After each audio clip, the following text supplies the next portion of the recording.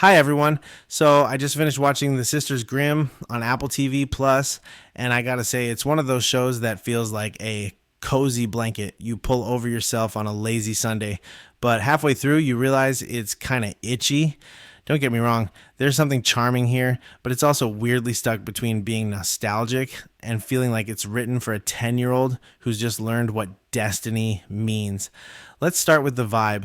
The show is based on Michael Buckley's books from the mid 2000s, and it totally feels like that era, like something you would have watched after school on Cartoon Network back when life was simple and snacks were serious business.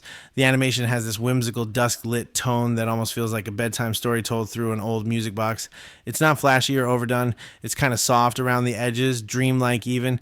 You can tell they wanted to keep that fairy tale magic alive, and for the first few minutes, I was totally into it. The forest setting, the delicate animation, the little ladybug that flutters across the screen, it all screams cozy fantasy. But then the tone just derails. Like the show starts with this super heavy commentary on the foster care system, and I'm sitting there thinking, wait, what? It feels like someone accidentally dropped a sociology lecture into a bedtime story, and then they just forget about it 5 minutes later. Suddenly, we're supposed to trust this quirky grandma who might or might not be a witch. It's jarring, like stepping off a roller coaster and immediately being handed a cupcake. The main sisters, Sabrina and Daphne, have that classic opposites dynamic. Sabrina's the cynical, protective older sister, and Daphne's the wide-eyed, says whatever pops in her head little sister. Ariel Winter voices Sabrina, and she's honestly doing her best, but the writing makes everyone sound like they're reading straight from a picture book. The dialogue is stiff. Everyone talks too directly, like the writers didn't trust us to pick up on subtext. It's not terrible, but it makes the emotional moments land with a thud instead of a spark. Now let's talk about Puck. Puck is fun. He's this chaotic little fairy prince with a massive ego and a crush he'll never admit to. Billy Harris gives him this clingy, bratty energy that's oddly endearing. You know that one friend who constantly annoys you, but you'd still die for them?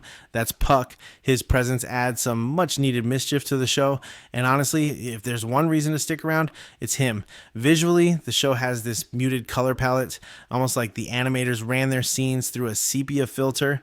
It's not ugly, but it feels tired. I get that they were going for storybook nostalgia, but it sometimes comes off as low battery mode. The music, though, gorgeous. It has this mystical hum that makes you feel like you're about to fall into a dream. Story-wise, the first few episodes crawl like painfully slow. The girls are on a mission to save their grandma, which could have been wrapped up in maybe 2 episodes, but instead it drags for half the season. Around episode 4, things finally start happening, but even then, it's like the show's afraid to take real risks. Kids shows these days can be smart. Look at Gravity Falls or Kipo and The Age of Wonder Beast. Those shows balance humor, darkness, and heart effortlessly.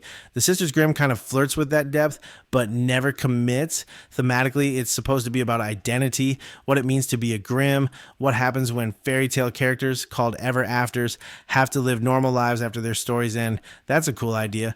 But instead of exploring it with nuance, the show just kind of tells you what you're supposed to feel. Sabrina's arc about accepting her destiny feels like reading a diary someone already summarized for you. It's the classic tell, don't show problem. We're told Sabrina struggles with her role as the responsible sister, but we don't feel it.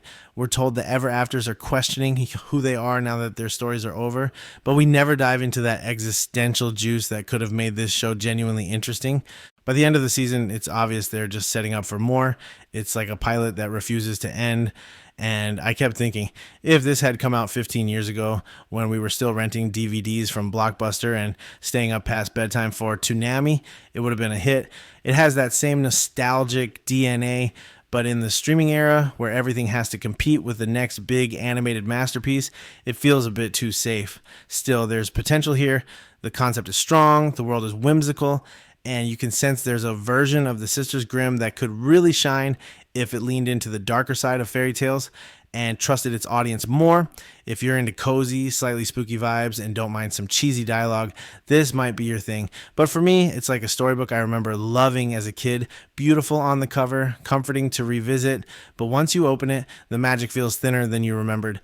So yeah, the Sisters Grimm is cute, charming in a dusty old attic kind of way, but it's missing that spark that makes fairy tales stick in your bones. I'll keep an eye out for season 2, but unless it grows some teeth, it might stay more bedtime story than epic fantasy. Thanks for watching, and if you made it this far, drop a comment with your favorite fairy tale character. Bonus points if it's someone chaotic like Puck. See you in the next one. Oh,